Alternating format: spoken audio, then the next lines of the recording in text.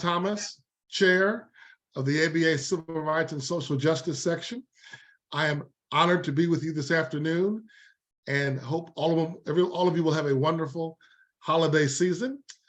I'm honored today to have my dear friend and guest of our show today, Twanda Turner-Hawkins. Twanda and I have been friends for a long time. She and I are both products of the National Bar Association. Not only is Twanda currently the ABA's chair on the Coalition for Racial and Ethnic Justice, she's also a past vice president of the National Bar Association and currently the chair of the National Bar Association's corporate law section. So she wears many hats and an asset to the ABA and the NBA and the entire legal community. So Twanda, welcome and glad to have you this afternoon. Thank you. I'm excited to be here. Wonderful. So Twanda, today we're going to talk about the coalition's work around the school to prison pipeline. But before we do that, could you share with us what is the purpose and mission of the ABA's Coalition on Racial and Ethnic Justice? Thank you, Juan. As you know, we call the Coalition on Racial and Ethnic Justice CORAJ under the ABA. And the ABA Coalition on Racial and Ethnic Justice examines the issues stemming from the intersection of race and the legal and our legal system and ethnicity in America. So CORAJ partners with both the ABA subparts and entities, but also non-ABA entities, for example, the NBA, as you discussed. And we partner with these sub-entities and entities to develop policies and programs and other initiatives to address these issues. We consider ourselves the conscience of the ABA when it comes to social justice issues and how they disproportionately affect people of color and also people that are too often seen as the vulnerable population in our society without voices for themselves. And this year you all are focusing on the school to prison pipeline. Could you tell us what is that term mean in terms of when people think about the school to prison pipeline? What should they think about? What should they consider?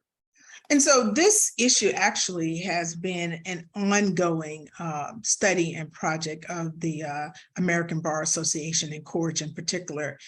For example, under our past president, Paulette Brown, who was also once the president of the National Bar Association, we began a study on this issue. So in the past, it had been like just a term that had been used without data to support it. And so we led an initiative to actually study the issue in depth.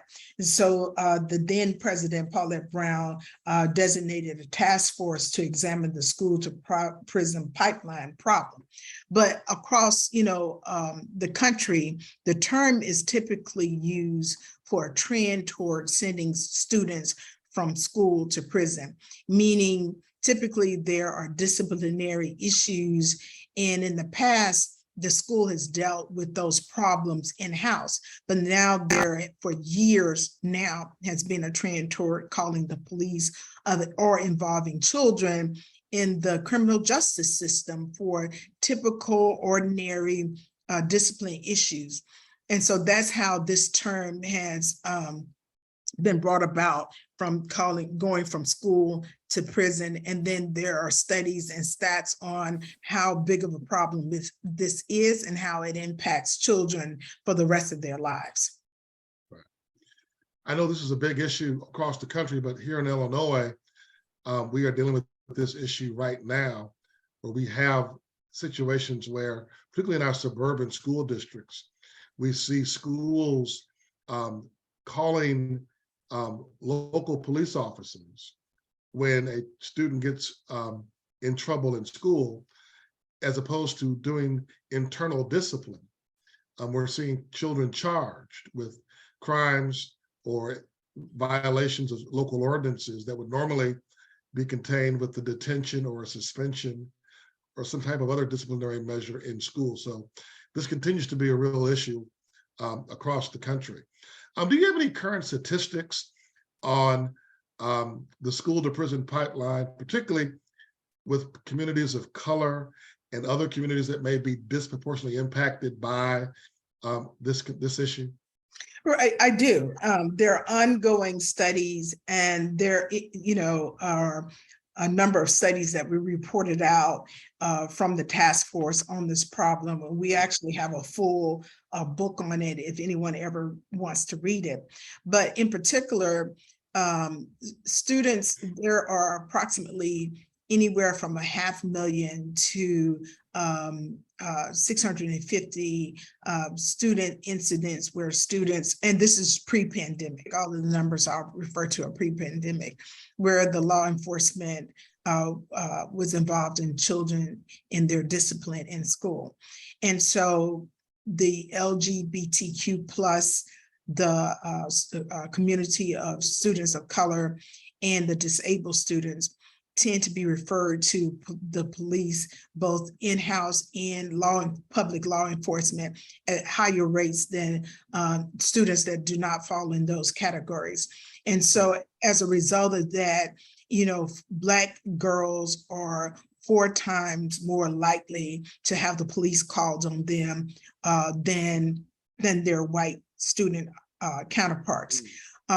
Believe it or not, those numbers are higher than Black males. Black males are twice as likely to have the police called on them for behavior in school. And those same numbers trend with the LGBT community and disabled students also.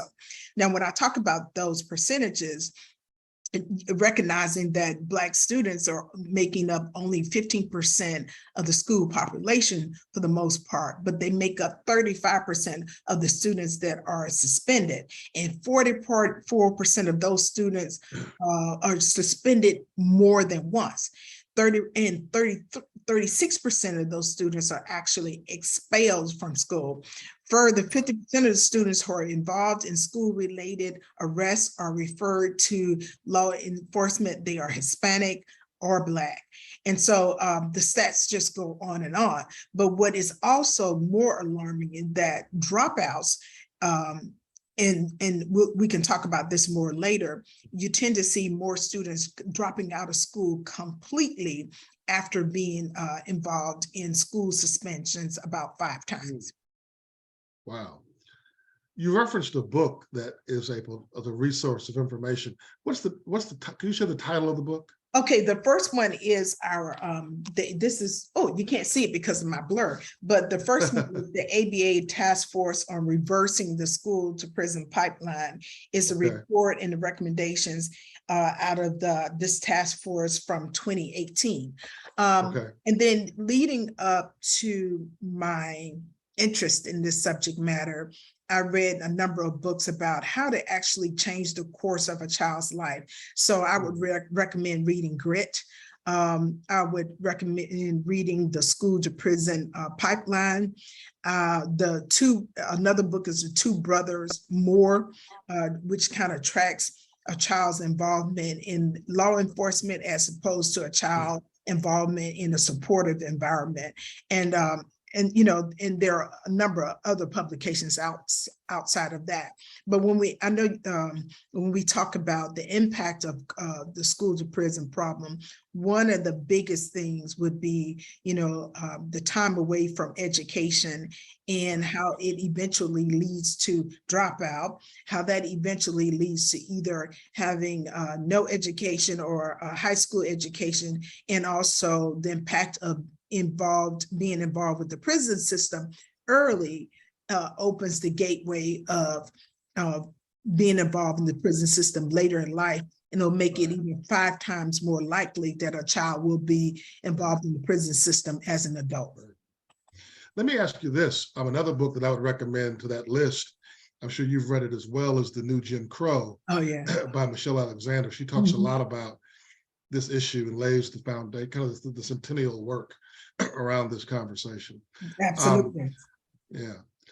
So you all have a toolkit in your coalition that speaks to this. Is that also part of the book, or is that something separate and apart from the resource that you've just referenced? Right. So this will be separate and apart. We have been working now on a toolkit to help attorneys, legislators, students, parents, teachers impact this issue.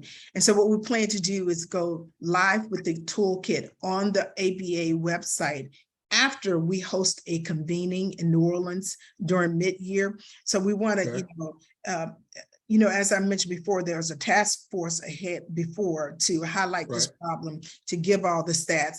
Now we want to convene stakeholders, the ones that I listed above, in New Orleans during mid-year, ABA mid-year, that Saturday of mid-year, to talk about what we will unveil in the toolkit. And the purpose of the toolkit will be for those stakeholders to have a place to go to find all of the research that I've talked about, interactive map of the US and what states, what laws are actually in place in different states that impact this issue, and also templates for bullets that you can use to work on bills or new laws to actually decrease this pipeline from school to prison, and letters that people can write to their legislators and constituents and anyone involved in this subject. So it should be a place for you to go to find everything that you need to actually change laws across the nation.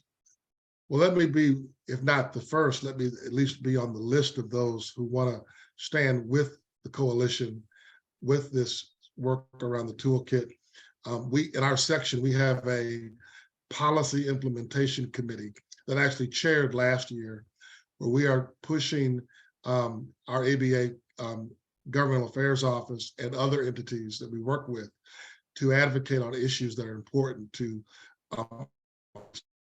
so we would love to partner with the coalition to make sure that we advance public policy that will reduce the school to prison pipeline.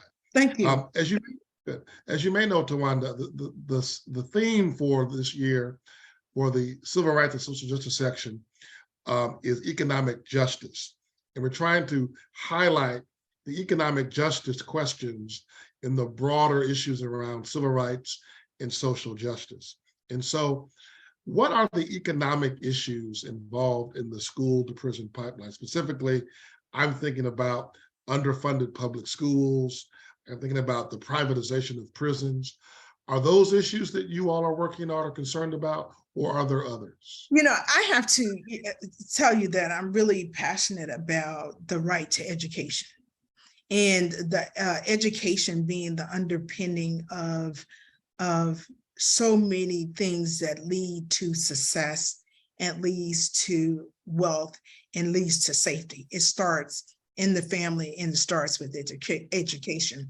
So we can go, we can talk about and quickly research the earning power of high school degree, undergraduate degree, post undergrad degree, right? And chart out the impact. So if you have students not even finishing high school, then those problems, both social and economic justice, they all stem from there. And then plus, if you topple on the fact of those students not having a high school education and having experience with the criminal justice system, then you're further diminishing the ability to earn and to earn wealth and to be on equal par when it comes to economic justice. So that's why I still take you back to, let's keep our students in school, keep them educated, and keep them away from the criminal justice system. Now, when it comes to school funding, you can also see in the report that I talked about from the ABA how that impacts students, because there are fewer nurses in the schools, fewer mental health advisors or support work, fewer social workers. and in some cases, fewer school resource officers. And, we understand that that subject in terms of school resource officers can be controversial in terms of, you will see the trend toward calling the school resource officer and then calling the police. And that being a totality of the involvement of involving the criminal justice system. But if the school funding was proper, there could be additional training for SRO workers, officers, and then meaning implicit training, implicit bias training, how to handle mental outbreaks or emotional outbreaks. And then so that could really work in a student's favor with the proper training and involved in SRO involvement. Right. That's an important point to make. Thank you for sharing that. As we enter the holiday season this week, so many families are impacted by a relative that's in prison. Is there anything that lawyers can do in the role of advocating or supporting these families during this time? Well, I think, yes. So lawyers, first, before I move on to just the current prison situation, first, lawyers can be involved with students before they're expelled from school, which, Right. we're talking about leads to imprisonment, right? And so we could have more pro bono programs where lawyers can represent students before they're suspended and before they're expelled. And then moving on to the current prison system, lawyers can advocate for abolishing slavery in prison, meaning where prisoners are working for free and not paid. Lawyers can advocate for dismantling the whole system wherein you have to pay to even talk to a person that is in prison. And there are many stats out there that show if families are disconnected from their family members in prison, they are more likely to enter prison again or less able to be rehabilitated. So lawyers can work toward supporting more social programs for prisoners. And then the last thing I'm going to say is that lawyers can advocate for more mental health treatment for prisoners. And because there's an abundance of research on how many incarcerated prisoners are actually suffering from mental health issues, or there's a whole body of work on mental health problems, the pipeline from mental health to prison also. There is so much work needed to be done around connecting not only mental health, but also poverty to our criminal justice system, mental health to our criminal justice system, the impact that a traumatic childhood might have on a young person that grows up and gets involved in certain activity. So thank you for raising those issues. So specifically beyond just working with families, are there ways lawyers can get involved on these issues around the prison, school to prison pipeline, specifically public policy? Are there resources that you would direct us to? You've mentioned the books already. Are there ways we can support the work of the coalition? How can lawyers, as you and I would know from our NBA days, be social engineers? Oh, absolutely. So, I mentioned before, when it comes to public policy, the ABA does have a resolution concerning this, and it urges all federal, state, territorial, and local legislative bodies and government agencies to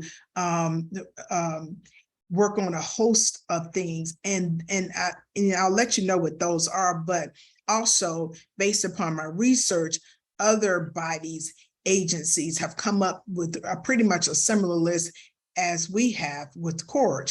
So one is to adopt policies, legislation, and initiatives designed to eliminate school to prison pipeline where students of color and students with disabilities, LGBTQ, gay, bisexual, transgender students, or marginalized students are disproportionately impacted by this whole trend of sending students from school to prison or calling the police on them.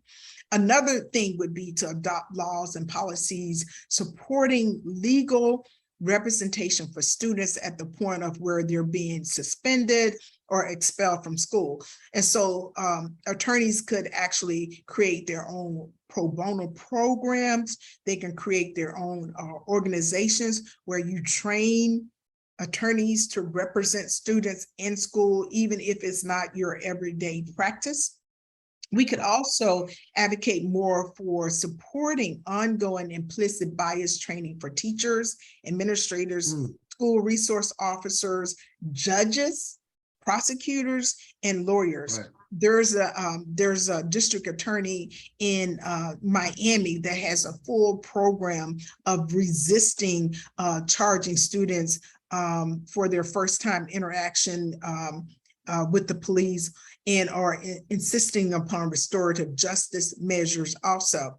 So each district attorney could examine this issue of how they will charge students and decide not to charge students, and create an entire system of trying to rehabilitate students. Because one of the things that I didn't mention already is that 80% of the students that are referred to the criminal justice system, most of those referrals are non-violent. So I know people are going to ask, but there's so much more violence. There's so much more violence in schools. But from study to study, you will find that the students that are referred to the police department, are non-violent. So it's dress code, it's hair, it's disrupting classes, but not violent. And so studies have shown that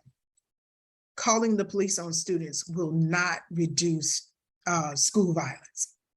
But one of the other things that we saw, this trend of zero tolerance actually actually kind of impacted and increased the number of children being sent from school to prison. Right. Twanda, do you feel as though schools have kind of decided not to engage in the disciplinary aspects of education? You mentioned, some of the nonviolent activity that gets students, jammed up, to use a legal term, in the system. When you and I were kids, teachers, principals, they would call your parents.